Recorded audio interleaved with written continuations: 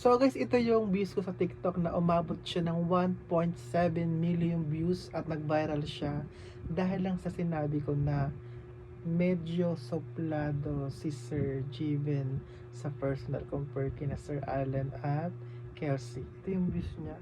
Ayan.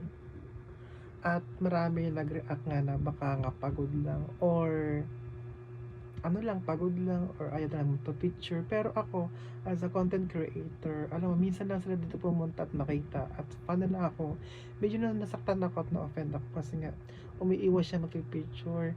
Compare kina Allen at Kelsey, mabait talaga sila at nag entertain sila. Hindi ko lang alam kay Sir Jiven bakit ganun siya. Siguro nga pagod lang or baka umiwas siya sa crowd o kailangan niya ng magpahinga. Pero I understand, but we need to treasure our fans and supporters para supportan natin